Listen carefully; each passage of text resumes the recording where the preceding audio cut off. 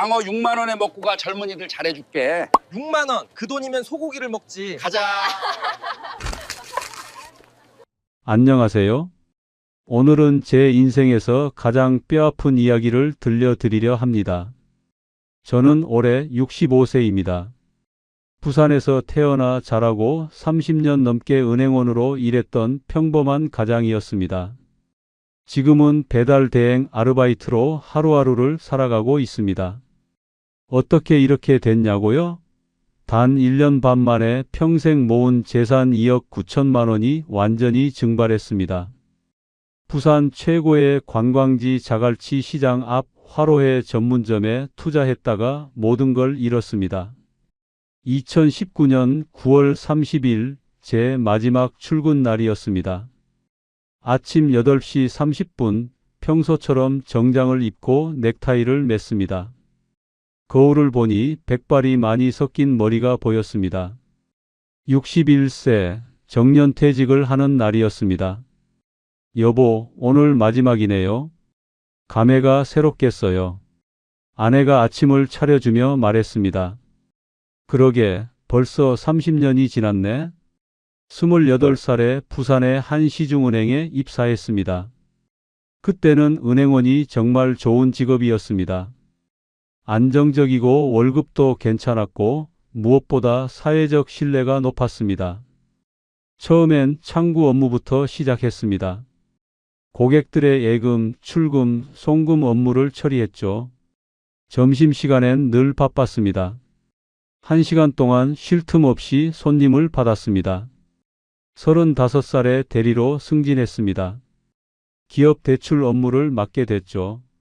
여기서 숫자를 보는 눈을 키웠습니다. 이 회사 재무 좀 보세요. 부채 비율이 너무 높습니다. 이 정도 매출이면 대출 3억 원은 문제 없습니다. 숫자를 분석하고 리스크를 평가하고 승인 여부를 결정했습니다. 이 과정이 재미있었습니다. 45살에 과장이 됐습니다. 부산 서면 지점으로 발령받았습니다. 큰 지점이었습니다. 직원만 30명이 넘었죠. 50살에 차장으로 승진했습니다. 이게 제 마지막 승진이었습니다. 지점장까지는 못 갔지만 그래도 만족했습니다. 무난하게 잘 살아왔다고 생각했습니다. 30년간 단 한 번도 사고를 낸 적이 없었습니다. 지각도 거의 하지 않았습니다. 동료들과의 관계도 좋았습니다. 상사들 평가도 나쁘지 않았습니다. 당신은 정말 성실해요. 30년을 한결같이. 아내가 자주 하던 말이었습니다. 성실함, 그게 제 장점이었습니다. 결혼은 30살 때 했습니다. 맞선으로 만난 아내는 부산 토박이였습니다. 성격도 조용하고 착했습니다. 첫째 딸이 31살 때 태어났습니다. 둘째 딸은 35살 때 나왔습니다. 두 딸 다 대학을 보냈습니다. 부산대학교를 나와서 각각 좋은 직장에 취직했습니다. 큰딸이 30살 때 결혼했습니다. 신랑은 괜찮은 사람이었습니다. 공무원이었죠. 결혼식 비용으로 5천만 원을 보탰습니다. 둘째 딸도 32살 때 결혼했습니다. 역시 5천만 원을 지원했습니다.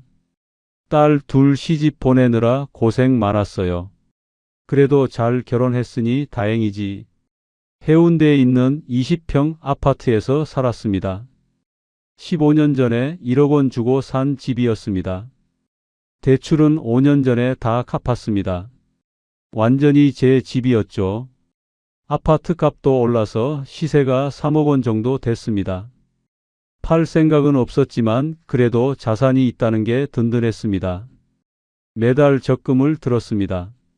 50만 원씩 10년을 부었습니다. 이자 포함해서 7천만 원이 모였습니다. 여기에 저축 3천만 원을 더했습니다. 총 1억 원의 저축이 있었습니다. 그리고 퇴직금이 나왔습니다. 2억 5천만 원이었습니다. 와, 2억 5천만 원이나 되네요. 아내가 통장을 보며 놀랐습니다. 30년 일한 값이지. 가슴이 뿌듯했습니다. 마지막 출근 날 동료들이 작은 송별회를 열어줬습니다. 차장님, 그동안 수고 많으셨습니다. 건강하시고 행복한 노후 보내세요. 여러분 정말 고마웠습니다. 30년간 좋은 추억 많이 만들었습니다. 목이 메었습니다. 오후 5시 은행을 나섰습니다. 마지막으로 뒤를 돌아봤습니다. 이제 진짜 끝이구나. 집에 돌아와서 아내와 저녁을 먹었습니다. 여보, 이제 뭐 하고 살 거예요? 글쎄, 천천히 생각해 보지 뭐. 처음 일주일은 정말 좋았습니다. 아침에 늦게 일어나고 산책하고 TV 보고 책 읽고 평생 못 누린 여유를 즐겼습니다. 하지만 2주일이 지나자 조금 지루해졌습니다. 한 달이 지나니 뭔가 허전했습니다.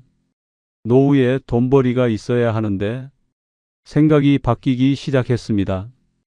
2억 5천만 원의 퇴직금과 1억 원의 저축 총 3억 5천만 원이 있었습니다. 이걸 그냥 은행에 넣어두면 한 달에 70만 원 정도 이자가 나왔습니다. 국민연금 100만 원과 합치면 한 달에 170만 원 생활비로는 충분했습니다. 그런데 뭔가 아쉬웠습니다. 이렇게 그냥 늙어가기엔 너무 이르지 않나? 뭔가 해볼까? 마음속에 작은 불씨가 타오르기 시작했습니다. 시청 전 구독과 좋아요를 눌러주시면 여러분의 노후를 지키는 작은 행운이 될 수 있습니다. 어느 토요일 오후 아내와 함께 자갈치 시장에 갔습니다. 여보, 오늘 저녁은 회 먹을까요? 좋지, 자갈치 가서 싱싱한 거 사오자.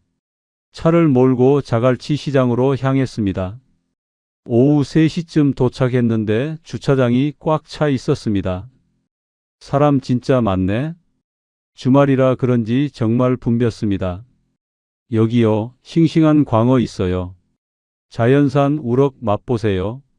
상인들의 호객 소리가 요란했습니다.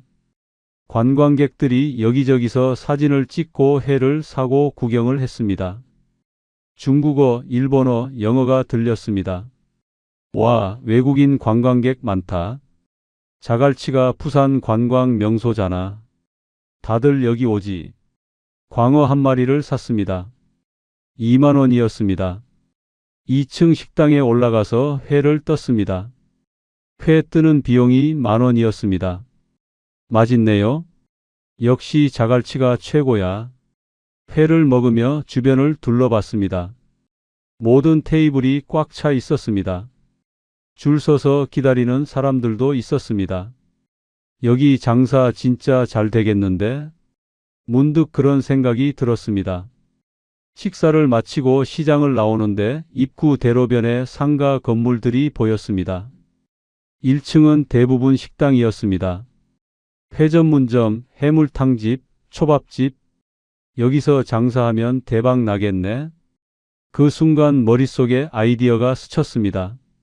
나도 여기서 회 장사를 하면 어떨까? 그날 이후로 자갈치 시장이 머릿속에서 떠나지 않았습니다. 월요일 저녁 조심스럽게 꺼냈습니다. 여보, 내가 사업 하나 해볼까 생각 중인데. 사업? 무슨 사업? 아내가 놀란 표정으로 물었습니다. 자갈치 시장 근처에서 화로회 전문점 어때? 당신 미쳤어요? 회 장사를 왜 해요? 자갈치가 부산에서 제일 핫한 곳이잖아. 관광객들 엄청 몰리고. 그렇긴 한데 당신 요식업 경험이 있어요? 평생 은행만 다녔잖아요. 경험은 없지. 그런데 부산 사람이 회를 모르겠어? 어릴 때부터 먹고 자랐는데. 먹는 것하고 파는 건 완전히 다르죠. 여보, 장사는 결국 숫자야. 매출, 원가, 고정비 계산하고 관리하는 거. 이게 내가 30년간 해온 일이야. 기업 대출 심사할 때 매일 하던 거잖아. 그래도 대박 나려고 하는 것도 아니야. 그냥 우리 노후에 매달 200만 원에서 300만 원만 나오면 돼. 연금하고 합치면 충분히 살 수 있잖아. 아내는 고개를 저었습니다. 너무 위험한 것 같아요. 퇴직금 날리면 우리 끝이에요. 걱정 마. 철저히 계산해 볼게. 손해 볼 것 같으면 안 할 거야.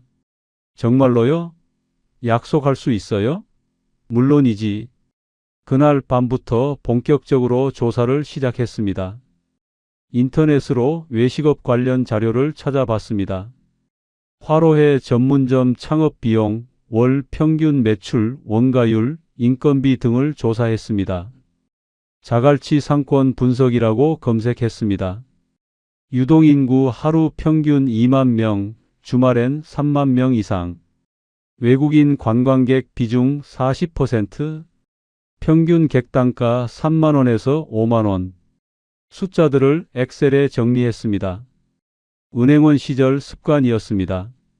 모든 걸 숫자로 만들어서 분석했죠. 한 달 예상 매출 5천만 원의 원가율 30%면 1,500만 원, 인건비 700만 원, 임대료 300만 원, 기타 비용 200만 원을 빼면 순이익이 2,300만 원 정도 나올 것 같았습니다. 이 정도면 1년에 순수익이 충분하겠는데? 흥분됐습니다. 다음 날부터 매일 자갈치 시장에 나갔습니다. 관찰하고 분석했습니다. 평일 오전 11시에 갔습니다. 관광객들이 꽤 많았습니다. 오후 1시에는 점심 손님들로 붐볐습니다. 회센터에 웨이팅이 있었습니다. 주말에도 갔습니다. 토요일 오후 2시 정말 미어터질 정도였습니다. 여기 진짜 핫하네. 이런 곳에서 장사하면 망할 수가 없지. 일주일 동안 관찰한 결과 확신이 더 커졌습니다. 이제 실제 매물을 알아볼 차례였습니다. 자갈치 시장 주변 부동산을 찾아갔습니다. 사장님, 여기 근처에 음식점 할 만한 상가 있나요? 음식점이요? 몇 평 정도 생각하세요? 30평 정도요. 예산은요? 권리금이랑 보증금 합쳐서 1억 5천만 원 안쪽으로. 부동산 사장이 고개를 저었습니다. 사장님, 그 예산으로는 좀 어려울 것 같은데요. 여기가 자갈치예요. 권리금만 최소 5천만 원은 하거든요. 5천만 원이요? 네, 입지가 좋으니까요. 예상보다 비쌌습니다. 다른 부동산도 여러 곳 다녔습니다. 대답은 비슷했습니다. 일주일 뒤 괜찮은 매물이 나왔습니다. 사장님, 새로 나온 매물이에요. 자갈치역 바로 앞이에요. 부동산에서 전화가 왔습니다. 얼마예요? 권리금 7천만 원, 보증금 5천만 원입니다. 30평이고요. 가봐도 될까요? 30분 뒤에 도착했습니다. 위치가 정말 좋았습니다. 자갈치역 3번 출구에서 도보로 3분 거리였습니다. 시장 입구 대로변이었죠. 건물 1층이었습니다. 유리창이 커서 안이 훤히 보였습니다. 여기 원래 뭐 했던 곳이에요? 치킨집이었어요. 코로나 때문에 접었대요. 안으로 들어가 봤습니다. 천장이 높고 공간이 넓었습니다. 테이블 16개 정도는 충분히 들어갈 것 같았습니다. 주방 공간도 넓었습니다. 설비를 새로 해야 했지만 구조는 괜찮았습니다. 임대료는 얼마예요? 월 300만 원입니다. 사장님, 이 입지에 이 가격이면 싼 거예요.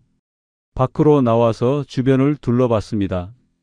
지하철역이 정말 가까웠습니다. 버스 정류장도 바로 앞이었습니다. 사람들 왕래가 엄청나네. 오후 4시인데도 거리에 사람이 많았습니다. 어떠세요? 마음에 드세요? 생각 좀 해보고 연락드릴게요. 빨리 결정하세요. 이런 매물은 금방 나가요. 집에 돌아와서 아내에게 말했습니다. 여보, 좋은 매물 하나 봤어. 어디요? 자갈치역 바로 앞. 위치가 정말 좋아. 권리금이 얼마예요? 7천만 원. 아내 얼굴이 굳었습니다. 7천만 원이요? 너무 비싸잖아요.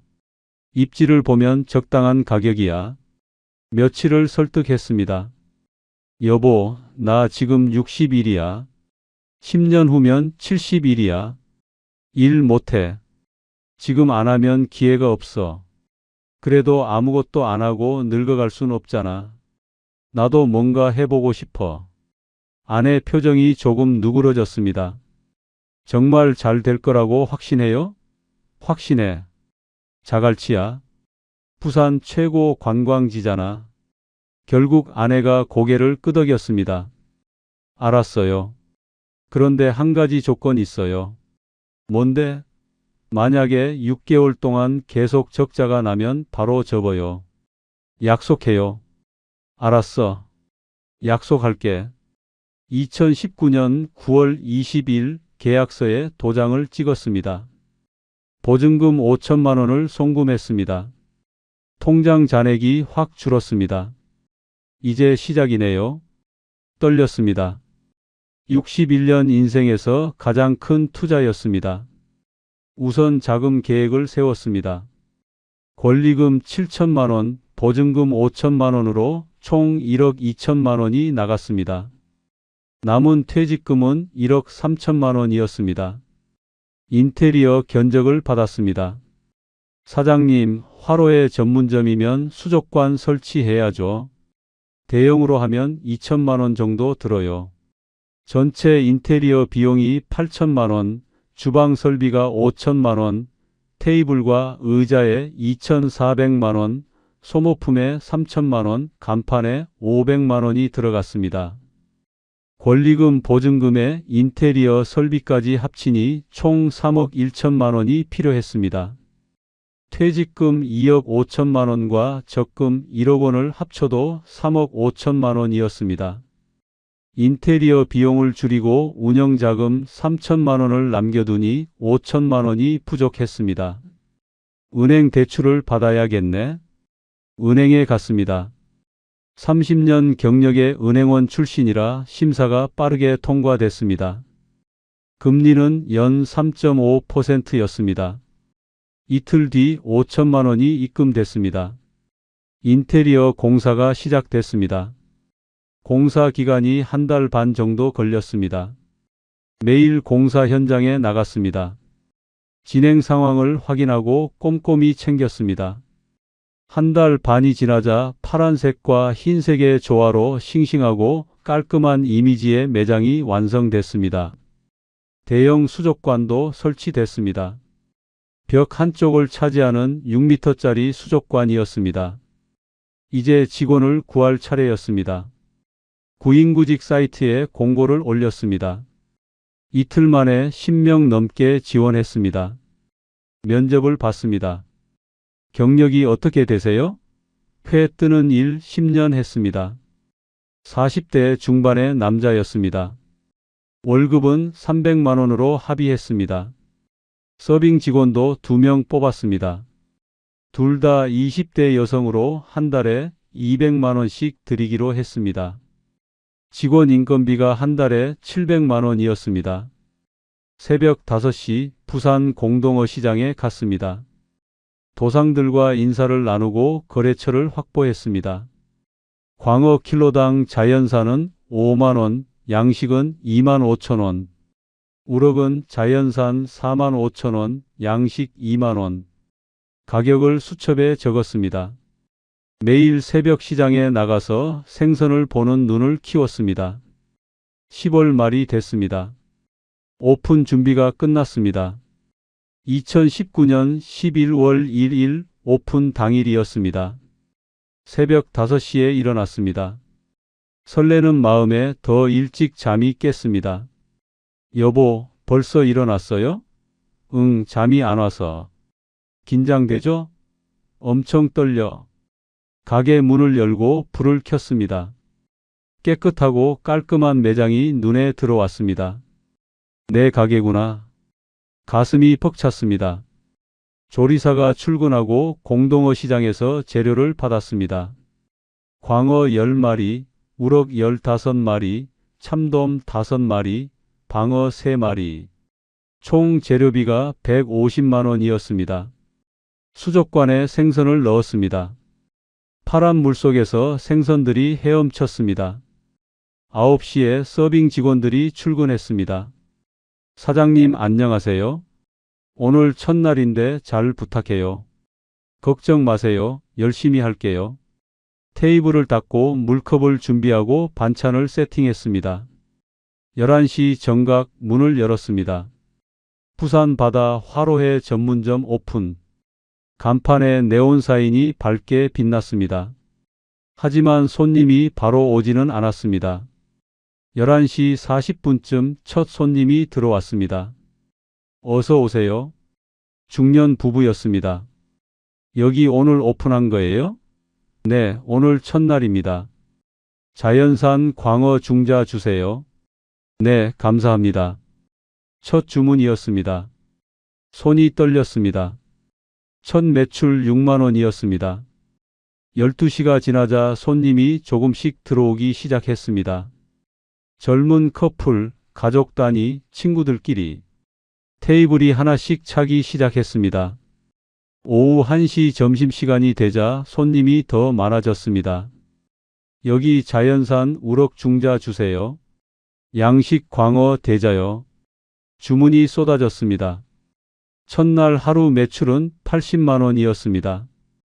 테이블 10개가 찼고 총 15팀이 다녀갔습니다. 첫날 치고 괜찮네요. 조리사가 말했습니다. 그죠? 생각보다 잘 됐어요. 뿌듯했습니다. 집에 돌아와서 아내에게 말했습니다. 여보, 첫날 80만 원 나왔어요. 진짜요? 대단한데요? 다행이네요. 걱정했는데 다음 날도 그 다음 날도 장사가 괜찮았습니다. 월요일 50만 원, 화요일 60만 원, 수요일 70만 원. 조금씩 늘어났습니다. 목요일 뭔가 달랐습니다. 젊은 여자 둘이 들어왔습니다. 여기 인스타에서 봤어요. 맛집이래요. 그 여자들이 사진을 엄청 찍었습니다. 회 접시도 찍고 가게 인테리어도 찍고 수족관도 찍었습니다. 그날 저녁 서빙 직원이 핸드폰을 보여줬습니다. 사장님, 우리 가게 인스타에 올라왔어요. 인스타그램 게시물이었습니다. 자갈치 시장 앞에 새로 생긴 회집 발견. 회가 진짜 싱싱하고 양도 많아요. 가격도 합리적이고 인테리어도 예뻐요. 강추합니다. 좋아요가 600개 달려 있었습니다. 다음 날 금요일 손님이 확 늘었습니다. 인스타 보고 왔어요. 블로그에서 봤어요. 하루 종일 손님이 끊이지 않았습니다. 그날 매출이 200만 원이었습니다. 200만 원이요? 진짜요? 네, 사장님 오늘 대박 났어요. 주말이 더 대단했습니다. 토요일 아침 11시부터 손님이 밀려왔습니다. 오후 1시에는 웨이팅이 생겼습니다. 죄송합니다. 지금 만석이에요. 10분 정도 기다리셔야 해요. 괜찮아요. 기다릴게요. 밖에 사람들이 줄을 섰습니다. 그날 매출이 400만 원이었습니다. 일요일도 마찬가지였습니다. 350만 원이었습니다. 첫 주 총 매출이 1600만 원이었습니다. 이 정도면 한 달에 6천만 원 이상 나오겠는데요. 흥분했습니다. 이 주일째 SNS에서 입소문이 더 퍼졌습니다. 자갈치 핫플 추천. 여기 진짜 맛집 인정. 유튜버도 왔습니다. 구독자 10만 명짜리 먹방 유튜버였습니다. 그 유튜버가 영상을 올렸습니다. 조회수가 30만 회를 넘었습니다. 그 다음 주부터는 정말 미쳤습니다. 평일에도 하루 200만 원 이상 나왔습니다. 주말엔 500만 원까지 나왔습니다. 11월 한 달 총 매출이 7천만 원이었습니다. 7천만 원이요? 믿기지 않았습니다. 재료비가 2,100만 원, 원가율이 30%였습니다. 인건비 700만 원, 임대료 300만 원, 공과금 200만 원, 기타 비용 300만 원을 빼니 순수익이 3,500만 원이었습니다. 한 달에 3,500만 원을 벌었다고요? 네, 여보 진짜예요. 아내도 놀랐습니다. 당신 대단해요. 정말 대단해. 행복했습니다. 12월도 좋았습니다. 성수기였습니다.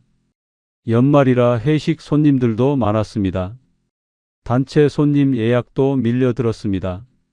12월 매출이 8,500만 원이었습니다. 순수익이 4,500만 원이었습니다. 2020년 1월도 좋았습니다. 설 명절 특수까지 더해져서 매출이 9천만 원이었습니다. 9천만 원이요? 네, 사장님 진짜 대박 났어요. 가족들이 가게에 놀러 왔습니다. 아빠 완전 대박이네요. 손님 엄청 많아요. 큰딸이 신기해했습니다. 그치, 아빠가 사업 수완이 있나 봐. 자랑스러웠습니다. 2월도 좋았습니다. 6,500만 원이었습니다. 석 달 평균 매출이 7,600만 원이었습니다. 순수익이 4천만 원 정도였습니다. 이 정도면 원금도 빨리 뽑겠는데? 뿌듯했습니다. 내가 뭐라고 했어요? 잘 될 거라고 했잖아요. 그런데 그때까지만 해도 몰랐습니다. 이게 마지막 행복한 순간이 될 줄은. 2020년 2월 말이었습니다. 뉴스에서 이상한 소식이 들리기 시작했습니다. 중국 우한에서 신종 코로나 바이러스가 발생했습니다. 전염성이 강하다고 합니다. 처음엔 별 신경 쓰지 않았습니다. 중국 이야기였으니까요. 우리랑 상관없겠지. 그런데 3월 초 상황이 달라졌습니다. 국내에서도 확진자가 나왔습니다. 대구에서 집단 감염이 발생했습니다. 뉴스가 심상치 않았습니다. 3월 중순 매출이 조금 떨어지기 시작했습니다. 하루 300만 원 나오던 게 250만 원으로 줄었습니다. 사장님, 손님이 줄었네요. 코로나 때문인가 봐. 곧 나아지겠죠? 그러겠지. 낙관했습니다. 하지만 상황은 점점 악화됐습니다. 부산에서도 확진자가 나왔습니다. 자갈치 시장 인근에서 확진자 발생. 손님이 확 줄었습니다. 하루 매출이 200만 원으로 떨어졌습니다. 관광객들이 안 오네요. 서빙 직원이 말했습니다. 실제로 외국인 관광객이 거의 사라졌습니다. 중국인, 일본인 관광객이 완전히 안 보였습니다. 국내 관광객도 줄었습니다. 4월이 됐습니다. 정부에서 대책을 발표했습니다. 사회적 거리두기를 시행합니다. 식당은 오후 9시까지만 영업 가능합니다. 테이블 간 거리를 2m 이상 유지해야 합니다. 갑자기 규제가 쏟아졌습니다. 테이블을 치워야 했습니다. 16개 중 8개를 치웠습니다. 손님을 반밖에 받을 수 없게 됐습니다.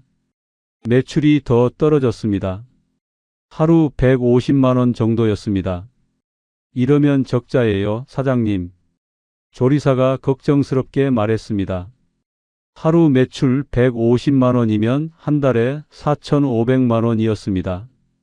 원가가 1,350만 원, 인건비 700만 원, 임대료 300만 원, 공과금 200만 원을 빼니 한 달에 1,950만 원 적자였습니다. 1,950만 원 적자라고. 충격이었습니다. 곧 나아질 거야. 여름 되면 괜찮아지겠지. 스스로를 다독였습니다. 하지만 5월이 됐는데도 상황은 나아지지 않았습니다. 코로나 확진자 계속 증가하고 있습니다. 마스크 의무 착용령이 내려졌습니다. 매장 안 분위기도 이상했습니다. 손님들이 마스크를 쓰고 들어왔습니다. 먹을 때만 벗고 다시 썼습니다. 여기 청결하죠? 당연하죠. 매일 소독해요. 하지만 손님들 표정이 불안해 보였습니다. 5월 매출이 3천만 원이었습니다. 비용을 빼니 순수익이 450만 원이었습니다. 450만 원이요? 작년엔 4천만 원 벌었는데 낙차가 컸습니다. 6월도 마찬가지였습니다. 3,200만 원이었습니다. 여보, 이러면 안 되겠어요. 아내가 걱정했습니다. 조금만 기다려봐. 곧 나아질 거야. 하지만 확신이 없었습니다. 7월이 됐습니다. 여름 성수기였습니다. 작년에는 7월에 8천만 원 넘게 벌었습니다. 하지만 올해는 달랐습니다. 사회적 거리두기 2단계로 격상합니다. 오후 6시 이후 식당 영업 금지. 충격이었습니다. 저녁 장사를 못하게 됐습니다. 가장 매출이 많이 나는 시간대였는데 매출이 더 떨어졌습니다. 하루 80만 원 정도였습니다. 한 달에 2,400만 원이었습니다. 비용을 빼니 순손실이 150만 원이었습니다. 적자네요. 알아, 나도 알아. 8월은 더 최악이었습니다. 폭염에 코로나까지. 사람들이 외출을 안 해요. 자갈치 시장 전체가 한산했습니다. 평일엔 시장이 텅텅 비었습니다. 사장님, 우리 가게 언제까지 버틸 수 있을까요? 서빙 직원 한 명이 조심스럽게 물었습니다. 글쎄, 최대한 버텨보려고. 저희 월급은 괜찮을까요? 미안해. 이번 달은 조금 늦어질 것 같아. 첫 번째로 월급을 제때 못 줬습니다. 그 직원은 다음 주에 그만뒀습니다. 죄송해요, 사장님. 저도 먹고 살아야 해서. 아니야, 내가 미안해. 서빙 직원이 한 명만 남았습니다. 8월 매출이 1,500만 원이었습니다. 순손실이 500만 원이었습니다. 비상금을 깨기 시작했습니다. 남겨둔 5천만 원 중에서 150만 원을 꺼냈습니다. 여보, 이러다가 다 날리는 거 아니에요? 조금만 더 버티자. 가을 되면 나아질 거야. 하지만 가을이 와도 나아지지 않았습니다. 9월, 10월도 적자였습니다. 한 달에 1,000만 원씩 손해를 봤습니다. 5천만 원 비상금이 3개월 만에 다 바닥났습니다. 이제 어떡하죠? 적금을 해약해야겠어. 1억 원 적금을 해약했습니다. 통장에 돈이 들어왔지만 기쁘지 않았습니다. 이 돈도 곧 사라질 게 뻔했으니까요. 11월이 됐습니다. 코로나 재확산이 시작됐습니다. 확진자 수 급증하고 있습니다. 최악이었습니다. 매출이 하루 50만 원도 안 나올 때가 많았습니다. 사장님, 저도 다른 일 알아봐야 할 것 같아요. 조리사가 말했습니다. 미안해요. 월급을 제대로 못 줘서. 아니에요. 저도 이해해요. 하지만 저도 가족이 있어서요. 조리사도 떠났습니다. 이제 저와 서빙 직원 한 명만 남았습니다. 사장님, 회는 제가 떠도 될까요? 응, 내가 가르쳐 줄게. 직접 회를 뜨기 시작했습니다. 서툴렀습니다. 칼질이 매끄럽지 않았습니다. 손님, 죄송합니다. 제가 아직 서툴러서. 괜찮아요. 하지만 저는 창피했습니다. 62살에 평생 은행원으로 일하던 사람이 이제 회를 뜨고 있었습니다. 12월이 됐습니다. 거리두기 3단계로 격상합니다. 식당 영업 전면 금지. 포장과 배달만 가능합니다. 끝이었습니다. 화로회를 배달로 팔 수는 없었습니다. 포장 주문도 거의 없었습니다. 한 달 매출이 500만 원이었습니다. 이건 장사가 아니야. 더 이상 버틸 수 없었습니다. 2020년 12월 부산 전체가 죽어갔습니다. 자갈치 시장이 텅 비었습니다. 평소 북적이던 시장이 유령의 거리처럼 조용했습니다. 예전엔 이렇게 한산하지 않았는데 상인들 얼굴이 어두웠습니다. 이제 끝난 것 같아요. 코로나가 언제 끝날지 모르겠어요. 주변 가게들이 하나 둘 셔터를 내리기 시작했습니다. 바로 옆 해물탕집이 먼저 문을 닫았습니다. 15년 넘게 하던 가게였습니다. 사장님, 그만두세요. 어쩔 수 없어요. 더 버티면 빚만 늘어나요. 일주일 뒤 대각선 건너편 초밥집도 문을 닫았습니다. 저희도 이번 달까지만 하기로 했어요.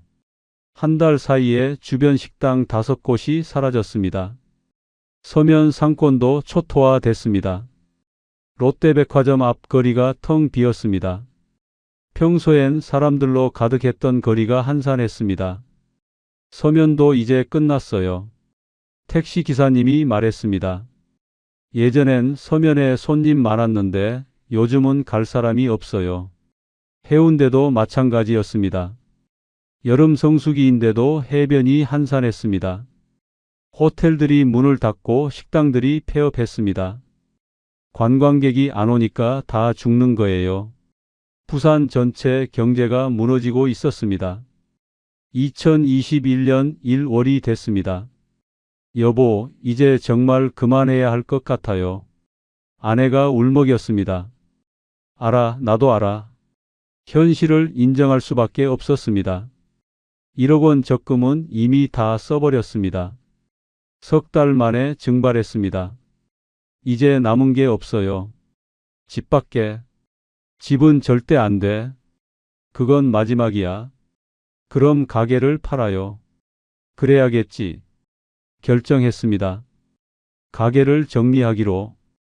2월 부동산에 급매로 내놓았습니다. 사장님, 권리금 얼마 받고 싶으세요? 3천만 원이요. 사장님, 지금 자갈치에 누가 가게를 인수해요?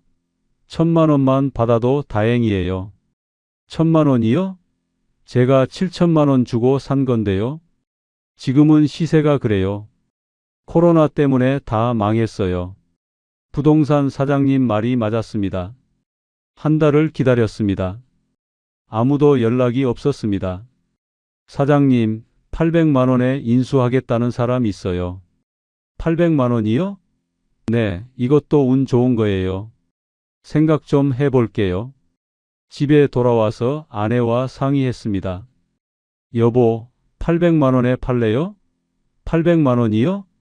너무 적잖아요. 그래도 안 팔면 계속 적자예요.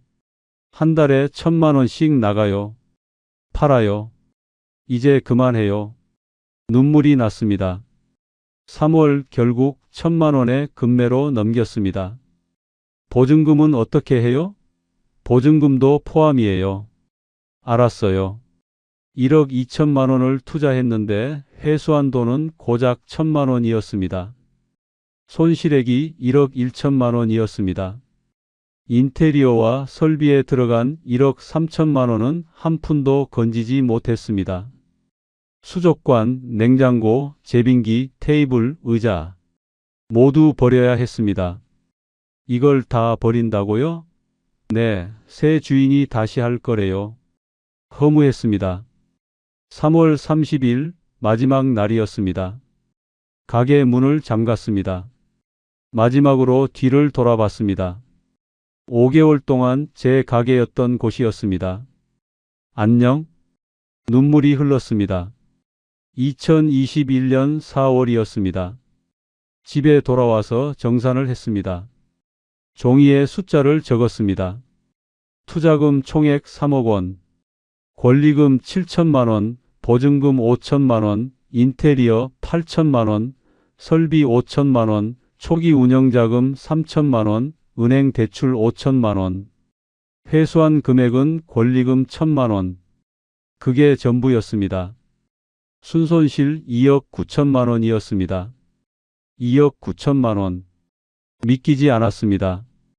퇴직금 2억 5천만 원, 적금 1억 원. 평생 모은 재산 3억 5천만 원 중에서 2억 9천만 원이 사라졌습니다. 남은 건 6천만 원 뿐이었습니다. 게다가 은행 대출 5천만 원이 그대로 남아 있었습니다. 실질적으로 남은 돈은 1,000만 원이었습니다. 여보, 우리 이제 어떻게 살아요? 아내가 울었습니다. 미안해. 내가 욕심을 부렸어. 저도 무너졌습니다. 63세의 나이에 빈털터리가 됐습니다. 집이라도 있어서 다행이에요. 그러게 집까지 날렸으면 정말 끝이었어. 해운대 아파트 그게 마지막 남은 자산이었습니다. 하지만 집을 팔 순 없었습니다. 팔면 살 곳이 없었습니다. 일을 해야겠어요. 63살을 누가 받아줘요? 그래도 해야죠. 5월부터 일자리를 알아봤습니다. 편의점에 지원했습니다. 죄송한데 너무 나이가 많으세요. 경비 자리에 지원했습니다. 경비는 50대까지만 뽑아요. 청소일에 지원했습니다. 체력이 필요한 일이에요. 젊은 사람 뽑아야 해요. 주차관리원, 경비원, 청소원, 식당 설거지. 온갖 데 다 지원했습니다. 한 달 동안 15군데 넘게 떨어졌습니다. 여보, 일자리가 없어요. 그럼 어떡해요? 절망스러웠습니다. 6월 초 지인에게서 연락이 왔습니다. 형님, 배달 대행하세요? 배달 대행이요? 오토바이 타고 음식 배달하는 거요? 나이 제한 없어요. 그런 게 있어요. 네, 저도 요즘 해요. 한 달에 300만 원 정도 벌어요. 다른 선택지가 없었습니다. 알았어요. 해볼게요. 오토바이 운전 연습부터 시작했습니다. 여보, 오토바이 살 돈도 없는데 중고로 사. 150만 원 주고 중고 오토바이를 샀습니다. 운전 연습을 일주일 했습니다. 생각보다 어려웠습니다. 이 나이에 오토바이라니. 자존심이 상했습니다. 30년간 은행원으로 일했던 제가, 넥타이 매고 출근하던 제가 이제 오토바이를 타고 음식을 배달해야 했습니다. 6월 중순 배달 대행을 시작했습니다. 배달 앱에 등록하고 대기했습니다. 첫 주문이 왔습니다. 해운대역에서 중동까지 치킨 배달. 수락 버튼을 눌렀습니다. 식당에 가서 치킨을 받았습니다. 안전하게 배달해 주세요. 네. 오토바이에 싣고 출발했습니다. 손이 떨렸습니다. 부끄러웠습니다. 누가 나를 보면 어떡하지? 중동 아파트에 도착했습니다. 치킨을 전달했습니다. 수고하세요. 네, 감사합니다. 첫 배달비 5,000원이었습니다. 5,000원. 눈시울이 붉어졌습니다. 하루 종일 일했습니다. 아침 11시부터 밤 10시까지 11시간을 일했습니다. 26건을 배달했습니다. 13만 원을 벌었습니다. 하루 13만 원이면 한 달에 390만 원. 오토바이 유지비 50만 원, 보험료 30만 원을 빼면 310만 원이 남았습니다. 310만 원으로 어떻게 살아요? 그래도 일이라도 있는 게 어디야? 매일 일했습니다. 여름엔 땡볕에서, 겨울엔 추위에 떨며 오토바이를 탔습니다. 비가 와도 눈이 와도 일해야 했습니다. 7월 어느 날 빗길에 미끄러져서 넘어졌습니다. 무릎이 까졌습니다. 오토바이가 파손됐습니다. 아저씨 괜찮으세요? 지나가던 젊은 사람이 도와줬습니다. 네, 괜찮아요. 일어서서 오토바이를 세웠습니다. 부끄러웠습니다. 63세에 오토바이 타고 넘어진 게 오토바이 수리비로 50만 원이 나갔습니다. 50만 원. 그달 순수익이 260만 원밖에 안 됐습니다. 아내도 일을 시작했습니다. 편의점 야간 아르바이트였습니다. 여보, 내가 일할게요. 60 넘은 나이에 야간 알바를. 어쩔 수 없잖아요. 돈이 필요해요. 밤 10시부터 아침 6시까지 밤새 일했습니다. 한 달에 180만 원을 벌었습니다. 부부가 합쳐서 한 달에 450만 원 정도 벌었습니다. 은행 대출 이자가 한 달에 20만 원이었습니다. 실제 생활비는 430만 원이었습니다. 이 돈으로 어떻게 살아요? 최대한 아껴야지.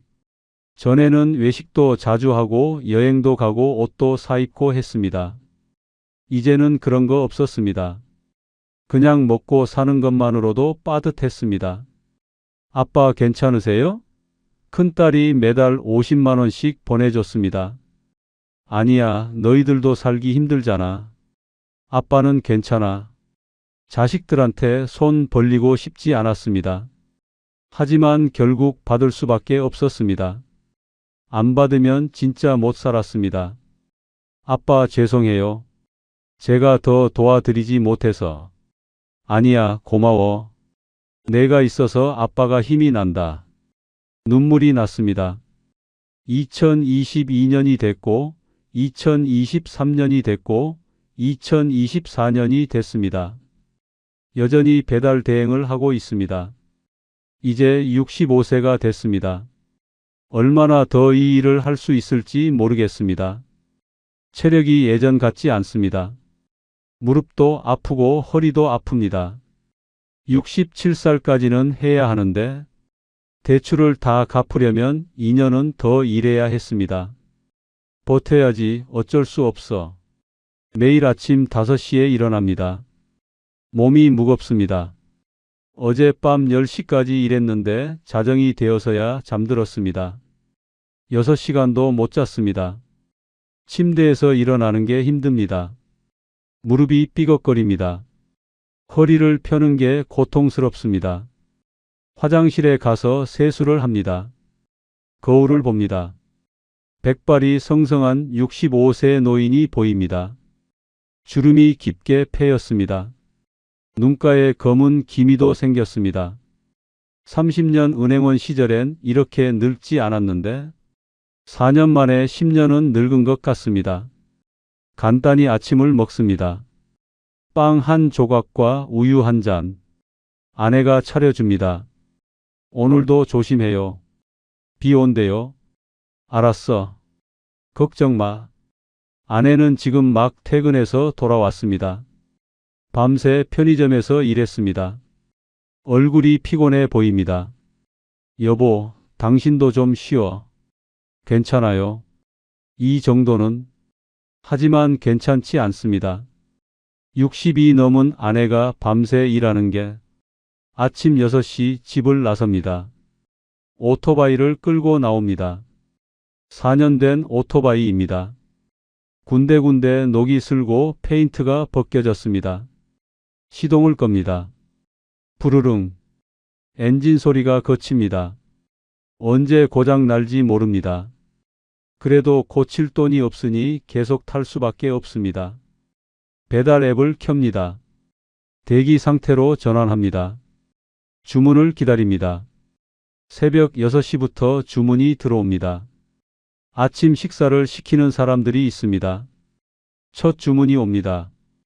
해운대역 근처 빵집에서 센텀시티까지 수락합니다. 출발합니다.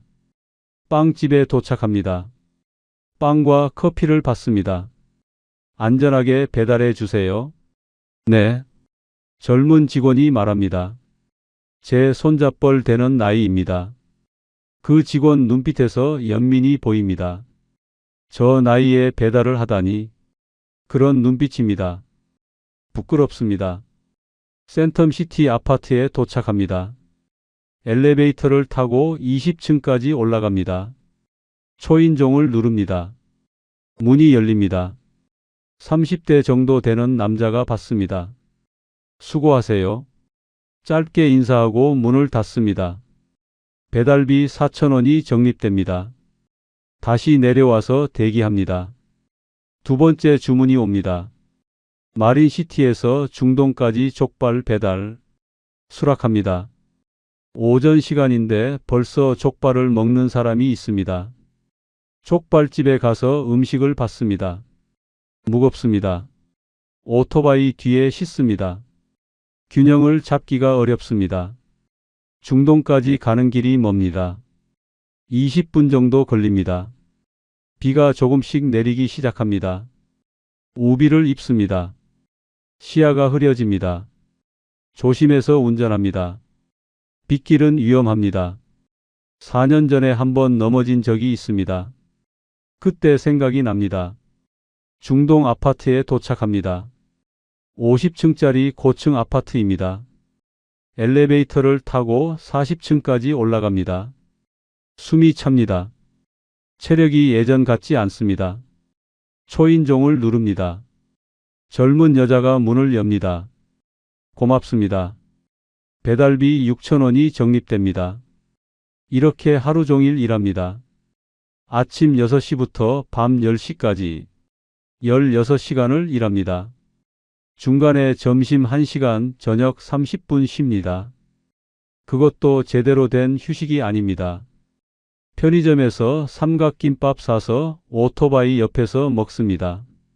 하루에 25건에서 30건 정도 배달합니다. 평균 배달비가 5,000원 정도입니다. 하루 13만원에서 15만원을 벌라. 한 달이면 400만원 정도 됩니다. 오토바이 유지비와 보험료를 빼면 350만원이 남습니다. 밤 10시 집에 돌아옵니다. 녹초가 됐습니다. 온몸이 쑤십니다.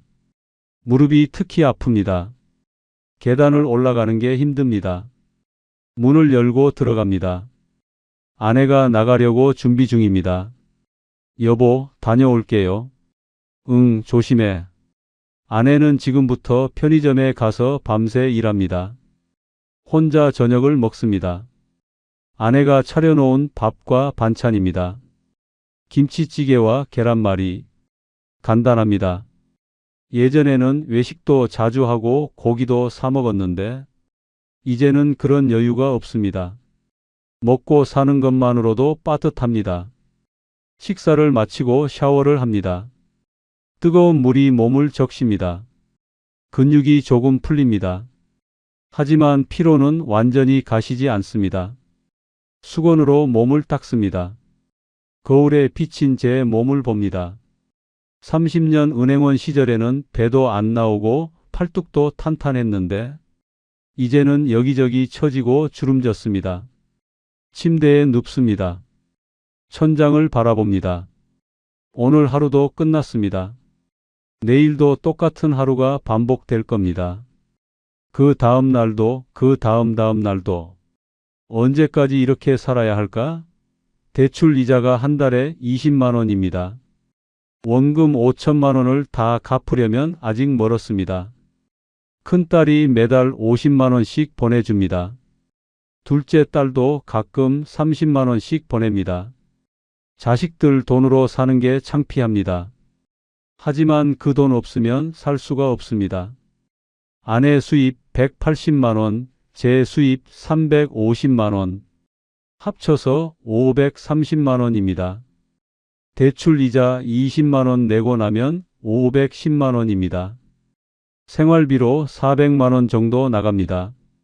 식비, 공과금, 통신비, 교통비. 남는 건 110만 원입니다. 이 돈으로 뭘 할 수 있을까요? 저축? 꿈도 못 꿉니다. 여행? 상상도 못 합니다. 그냥 버티는 겁니다.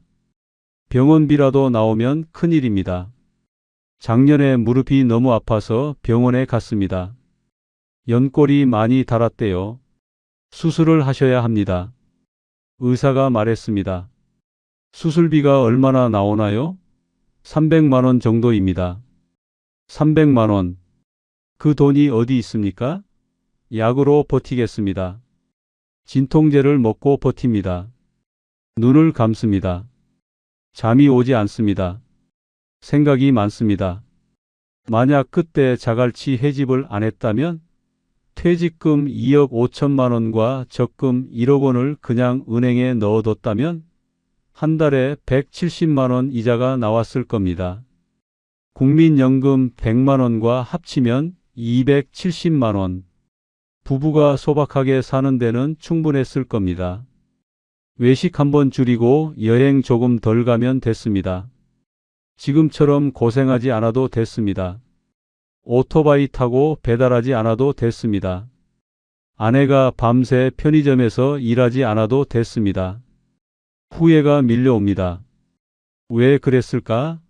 왜 욕심을 부렸을까? 자갈치 앞이라고, 부산 최고 관광지라고, 무조건 대박 날 거라고 그렇게 생각했습니다. 하지만 틀렸습니다. 코로나가 터졌습니다. 관광객이 사라졌습니다.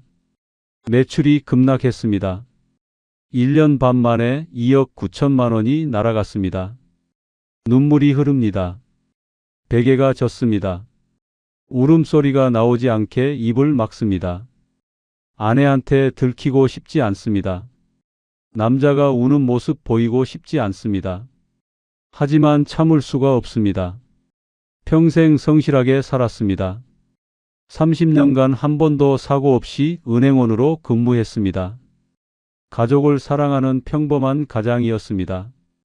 그런데 마지막에 욕심을 부렸다가 모든 걸 잃었습니다. 단 1년 반 만에 인생이 완전히 바뀌었습니다. 65세에 배달 라이더가 됐습니다. 아내는 62세에 편의점 야간 알바가 됐습니다. 이게 우리 노후입니다. 이게 30년 성실하게 일한 대가입니다. 요즘 배달하다 보면 가끔 자갈치 시장 근처를 지나갑니다. 제가 운영했던 횟집 앞을 지나칩니다. 간판이 바뀌었습니다. 새 주인이 들어왔나 봅니다. 잠깐 멈춰 섭니다. 유리창 너머로 안이 보입니다. 테이블 배치가 바뀌었습니다. 수족관도 없어졌습니다. 가슴이 아픕니다. 4년 전 제가 3억 원을 쏟아부은 곳입니다. 꿈과 희망을 가지고 시작한 곳입니다. 한 달에 4천만 원씩 벌던 곳입니다. 그리고 1년 반 만에 2억 9천만 원을 날린 곳입니다. 다시 출발합니다. 뒤돌아보면 안 됩니다. 지난 4년 동안 많은 생각을 했습니다. 왜 실패했을까? 뭐가 잘못됐을까? 처음엔 코로나 탓을 했습니다. 코로나만 아니었으면 성공했을 거야. 100년에 한 번 오는 재앙이잖아. 운이 없었어. 그렇게 생각했습니다. 하지만 시간이 지나면서 깨달았습니다. 코로나는 핑계였습니다. 진짜 문제는 제 판단이었습니다. 제가 저지른 실수들을 하나씩 돌이켜 봅니다. 첫 번째 실수, 경험 없는 분야에 뛰어들었습니다. 저는 30년간 은행원으로 일했습니다.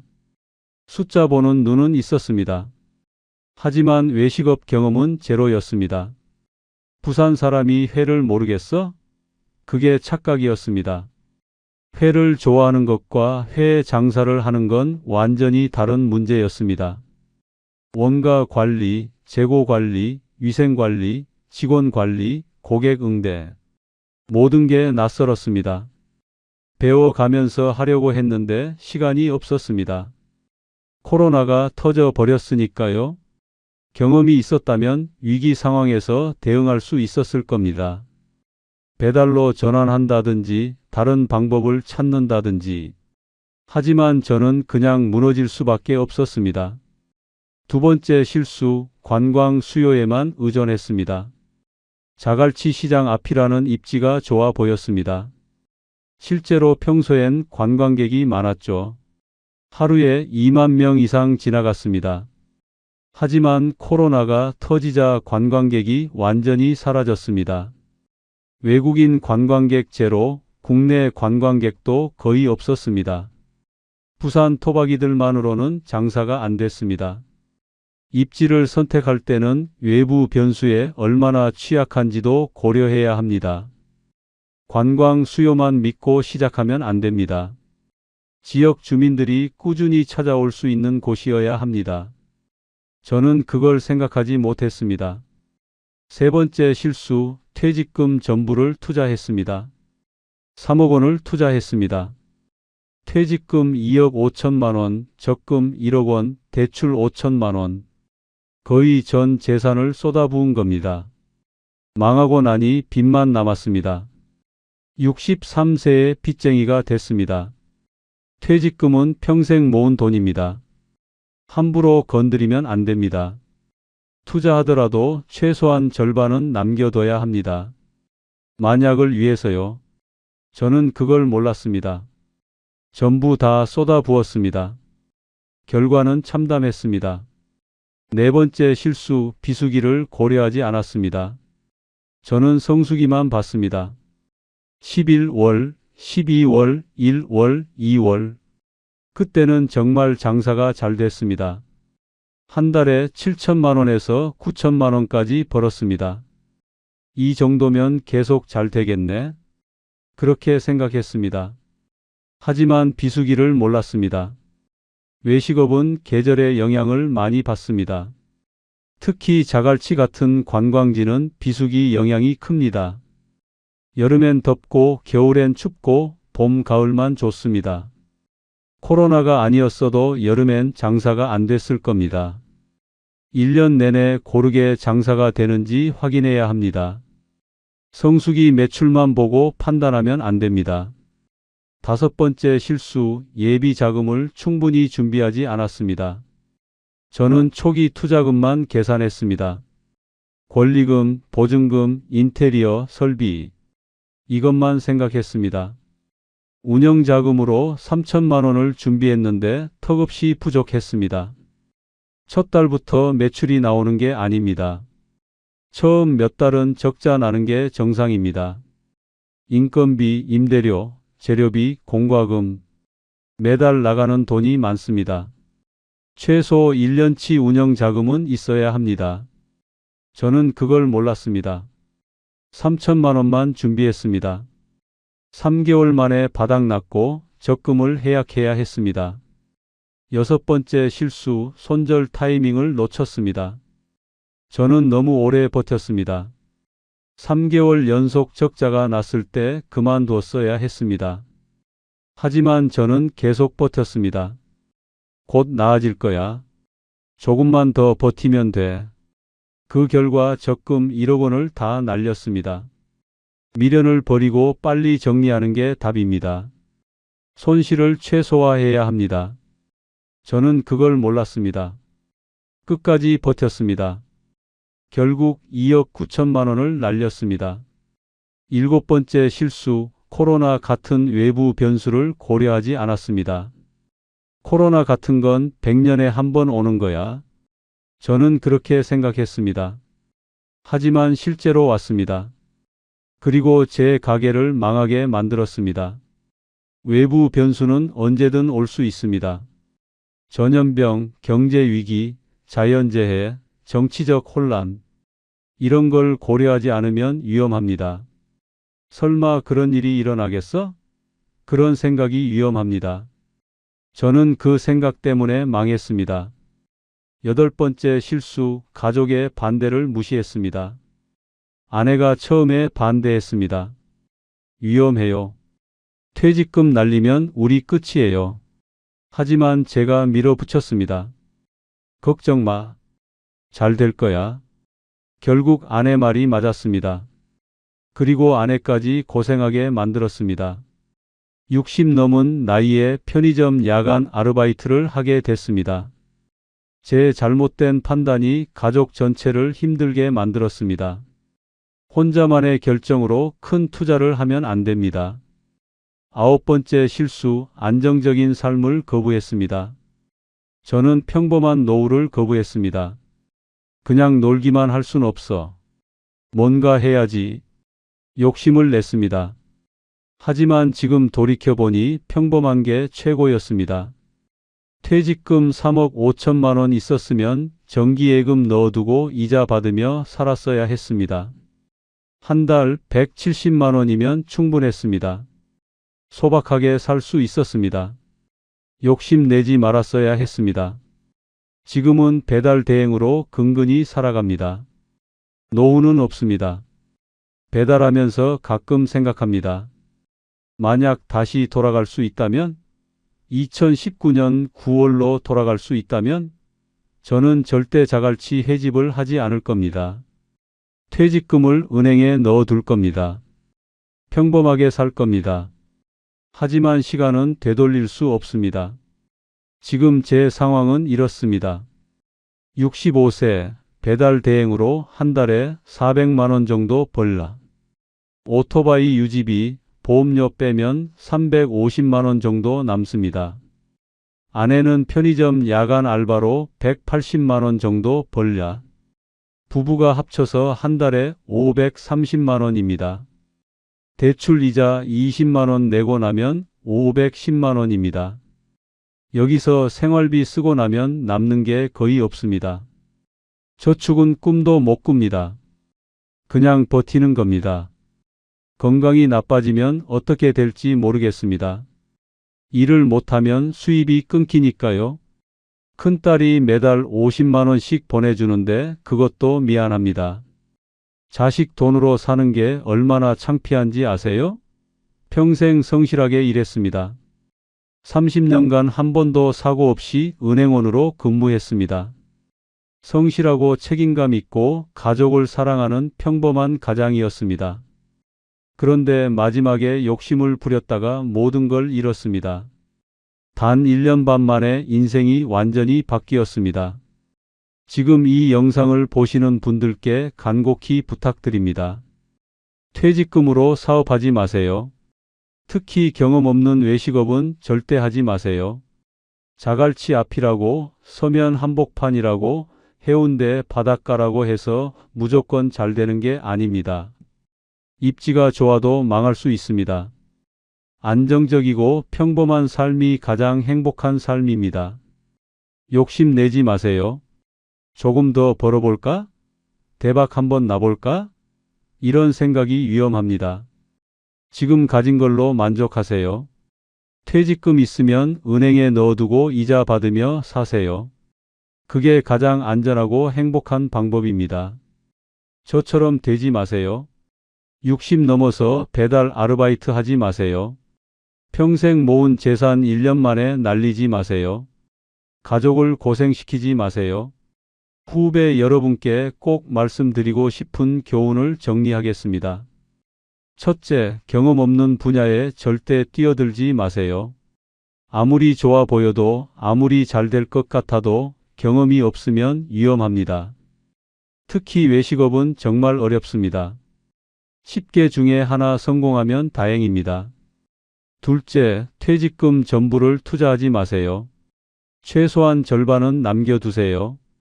만약을 위해서입니다. 대출까지 받아서 투자하는 건 더욱 위험합니다. 망하면 빚만 남습니다. 셋째, 관광 수요에만 의존하는 장사는 위험합니다. 외부 변수에 너무 취약합니다. 코로나 같은 일이 또 올 수 있습니다. 지역 주민들이 꾸준히 찾을 수 있는 곳이 안전합니다. 넷째, 비수기를 반드시 고려하세요. 성수기 매출만 보고 판단하면 안 됩니다. 1년 내내 고르게 장사가 되는지 확인하세요. 계절의 영향을 받는 업종은 특히 조심하세요. 다섯째, 예비 자금을 충분히 준비하세요. 최소 1년치 운영 자금은 있어야 합니다. 처음 몇 달은 적자 나는 게 정상입니다. 그걸 버틸 돈이 있어야 합니다. 여섯째, 손절 타이밍을 놓치지 마세요. 3개월 연속 적자가 나면 심각하게 고민하세요. 6개월 연속이면 정리를 고려하세요. 미련 버리고 빨리 접는 게 답입니다. 일곱째, 외부 변수를 항상 고려하세요. 전염병, 경제위기, 자연재해. 언제든 올 수 있습니다. 설마 그런 일이? 이런 생각이 위험합니다. 최악의 상황도 대비하세요. 여덟째, 가족과 충분히 상의하세요. 혼자 결정하지 마세요. 특히 큰돈이 드는 투자는 가족 전체의 문제입니다. 반대하면 이유가 있습니다. 귀담아 들으세요. 아홉째, 숫자를 냉정하게 보세요. 감정이 아니라 숫자로 판단하세요. 희망적인 계산만 하지 마세요. 최악의 경우도 계산해 보세요. 그래도 버틸 수 있어야 합니다. 열째, 안정적인 삶이 가장 행복한 삶입니다. 평범한 게 최고입니다. 욕심내지 마세요.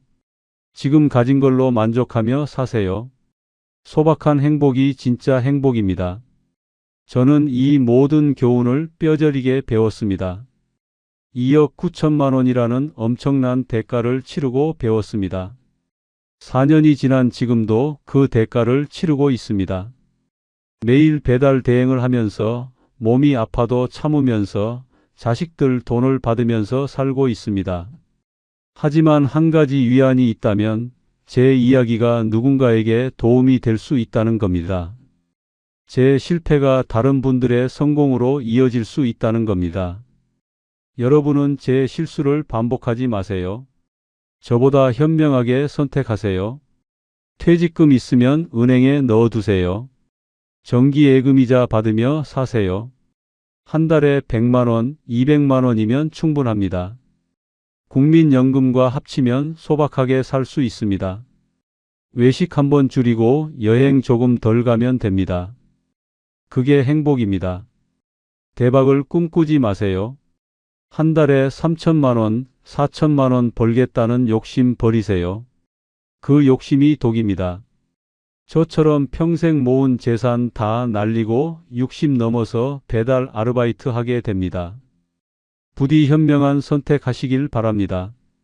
오늘 이야기가 마음에 조금이라도 와닿으셨다면 구독과 좋아요로 응원해 주세요. 여러분께서 눌러주시는 응원 하나하나는 단순히 숫자가 아닙니다. 또 다른 누군가의 시행착오를 막아줄 수 있는 용기가 됩니다. 제 이야기를 듣고 한 분이라도 현명한 선택을 하신다면 제 고통에 의미가 있는 겁니다. 댓글로 여러분의 생각이나 비슷한 경험을 공유해 주시면 다른 분들께도 큰 도움이 될 것 같습니다. 다음에도 소중한 이야기로 찾아뵙겠습니다. 건강하시고 현명한 선택으로 행복한 노후 보내시길 진심으로 바랍니다. 감사합니다.